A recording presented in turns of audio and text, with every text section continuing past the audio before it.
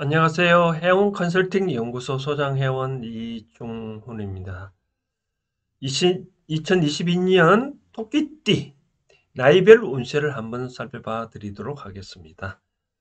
먼저 토끼띠 특성부터 한번 살펴봐 드린다면, 토끼띠는 통상적으로 깨가 많잖아요. 깨가 많지만 바깥에도 화려하지만 내부적으로는 좀 엄격한 그런 동물이다라고 보여지는데, 궁합상으로는 개띠하고는 잘 맞습니다. 개띠하고 잘 맞고, 여기 보면 사진상에도 옆에 토끼띠가 있는데 바로 개띠라 다 궁합을 이뤄서 이를 잘 처리를 하고 있습니다. 그래서 개띠하고 잘 맞고, 그 다음 이제 돼지띠, 양띠하고도 또 궁합이 잘 맞다라고 말씀드리고 싶네요.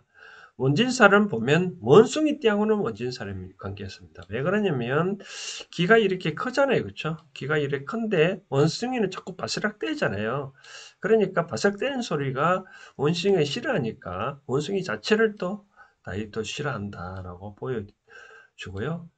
또 이 상충 관계는 닭띠하고도 또 별로 더 관계는 안 좋습니다. 원래 이 토끼띠가 여기는 뭐 그냥 긴데 눈이 빨간 이유가, 이 닭띠가 토끼 뭐 눈을 쪼아서 그 빨갛다는 그런 설이 있는데, 어찌됐든 간에 이 상충은 닭띠하고 잘 안 맞고, 또 원숭이띠하고도 원진 관계가 있다라고 생각을 하시면 될 것 같습니다.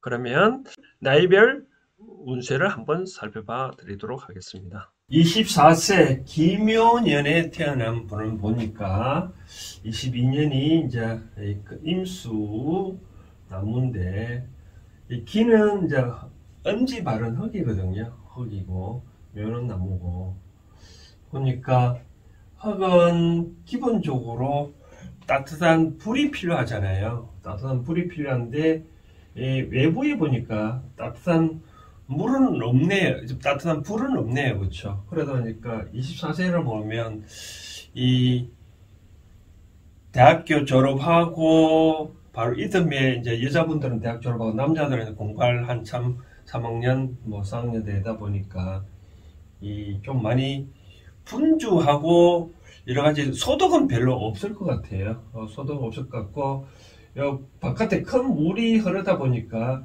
자기 역량은 이 물을 막고 싶은데 막을 힘이 좀 너무 약하네요. 이게 큰 흙이 아니라서. 그러다 보니까 24세 되는 분은 대처하는 방안이 뭔가 모르게 좀 더 대학교 같은 다니는 분들을 보면 한 번 더 졸업 유예해서 좀 더 갖추는 게 좀 좋을 것 같아요. 이성운을 보면 마찬가지로 나는 기본적으로 목성질이 가까이 있는데 바깥에도 큰 나무 목성질이 있네요. 그러다 보니까 이런 이 때는 보면 자꾸 나한테 뭐 새로운 이성운이 좀 다가올 수 있는 그런 운이네요.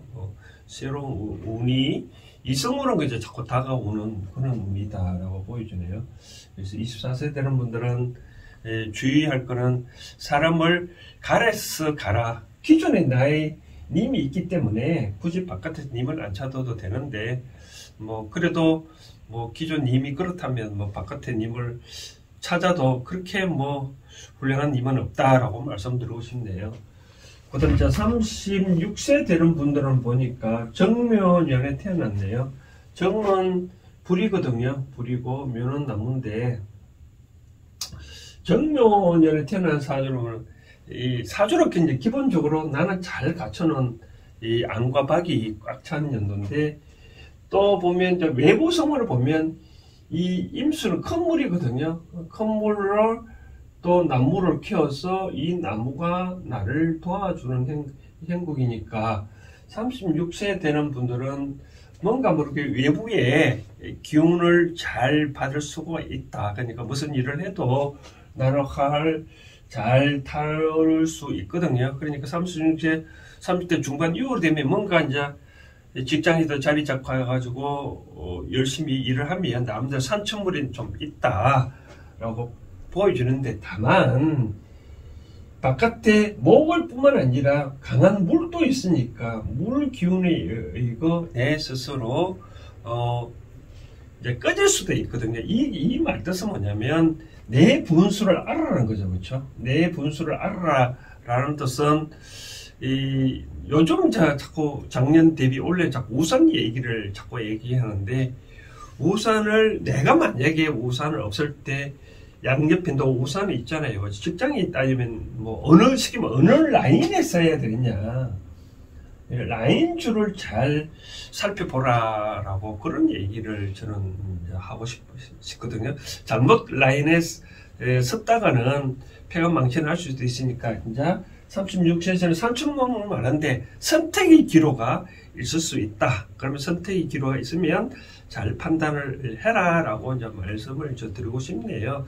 혹시 그렇게 해가지고 좀 더 뭐 내가 좀 돈이 축적돼가지고 뭐 결혼을 한다 해서 이사 방향을 정할 때는 어느 쪽을 이제 정해야 되냐면요, 동북과 서북 쪽으로 가면 좋습니다. 동북과 이제 서북 쪽으로 가면, 방향을 보면 이제 동북은 여기고 서북이 여기잖아요. 그렇죠? 이렇게 날 중심으로 이 동북과 서북 쪽으로 가면 좋고, 뭐 한 단계 직장에서 뭐 승진하고 싶다 그러면 요 서남 쪽도 괜찮다.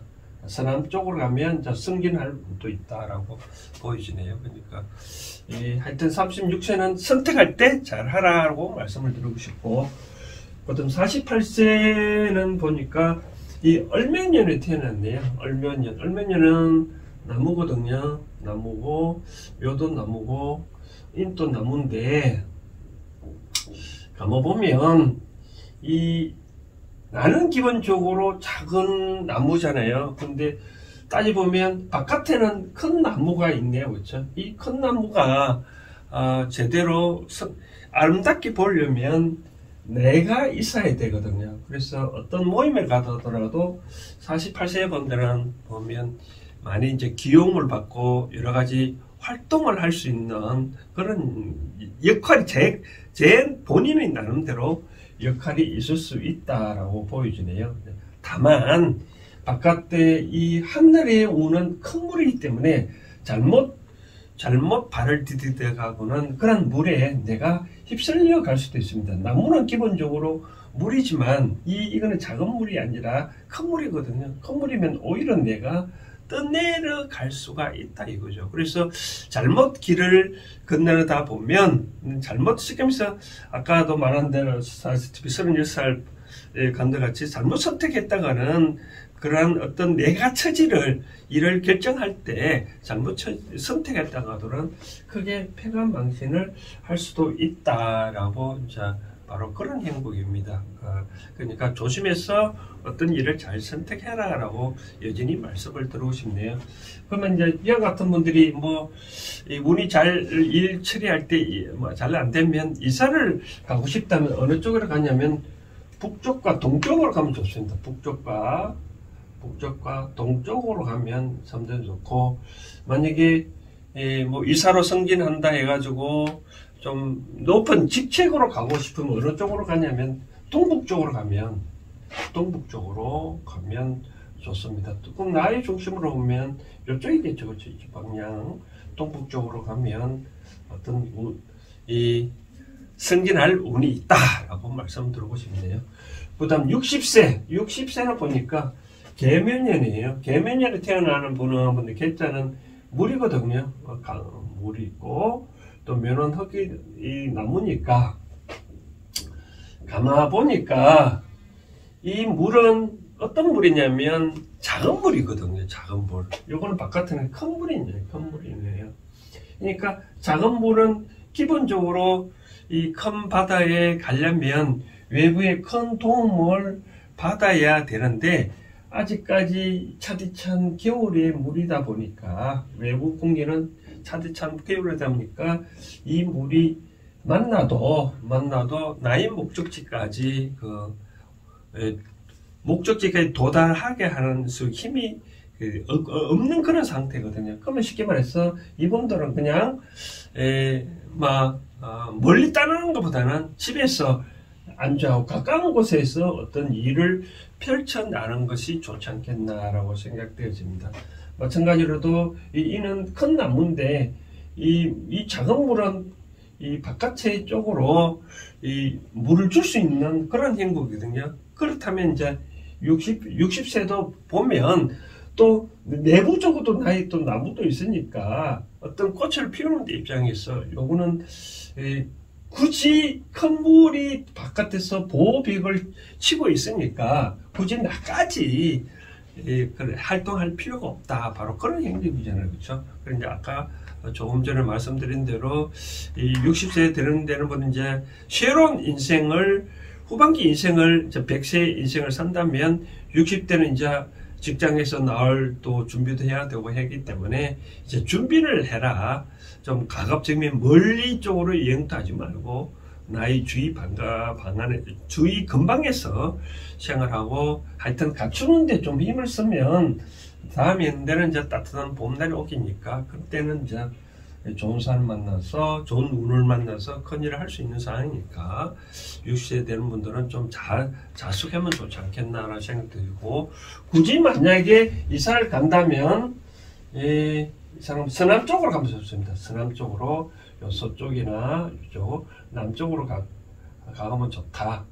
뭐 60세 될 분들이 뭐 승진할 운이 있는지는 모르겠지만 만약 승진하고 싶다면 뭐 따질 때 나를 중심으로 이 중앙 쪽으로 한 방향을 틀어보라 라고 말씀드리고 싶네요. 이제 이 말은 이 중앙이라는 말이 뭐 내가 사는 중심 중앙이 아니라 좀 내가 사는 중심에서 역이나 요즘 모든 역을 중심으로 또 거대한 상가 중심으로 움직이잖아요. 그렇죠?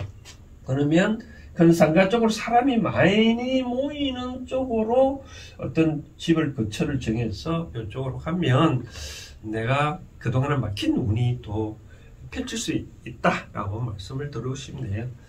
그 다음 72세 되는 분들은 보니까 신은 금이거든요. 금이고 묘는 흑인 나무인데 이제 금은 기본적으로 내가 필요한 거는 흙에서 이제 금이 나오잖아요. 그래서 바깥에 아무리 찾아봐도 흙은 없네요. 그렇죠? 흙은 없고 흙이 없는 상황에서 내 아이 호주머니는 점점점 메말라 가는데 그래도 불구하고 그 영향을 조금 기운을 내서 어떤 남을 도와주려고 보니 바깥에 이미 강한 물이 흐르고 있으니까 본인이 역할이 없다라고 보여지네요. 그렇죠? 그럼 어떠냐면 나는 내가 이제 짜증이 내서 나의 안쪽으로 자꾸 괴롭힐 수밖에 없는 바로 그런 행국이라는 거죠. 그럼 어떻게 했냐? 금은 기본적으로 강한 금 단위로 약한 금이기 때문에 또 기본적으로 또 내가 크게 바깥으로 또 활동할 수도 없는 바로 그런 역할이다 이런 거죠. 그럼 이제 금이 강한 그러면 그럼 내 신체상으로는 이제 어떤 역할이면 쓸개 쪽으로 많이 좀 영향을 주다 보니까 건강학상 소화불량도 이제 있을 수도 있는 그런 행국이네요. 그러면 72세 되는 분들은 이제 어떤 형식을 자세를 취해야 되니까 이제 72세 되면 남은 인생을 따질 때 이제 점점 중반 이후의 삶을 살잖아요. 이제 세상을 잘 한번 살펴보라 라고 말씀을 드리고 싶네요. 뭐 어떤 내가 갖고 있는 부동산 중에서도 조금 이제 정리를 해야 될 단계도 되지 않느냐라고 되어지네요. 이제 앞으로 부동산을 갖고 여러 가지 돈 버는 단계는 이제 지났으니까 점점 이제 부동산을 처리를 해서 기본적으로 유동성을 확보를 하는 쪽으로 가는 게 좋지 않겠나라고 생각되어집니다.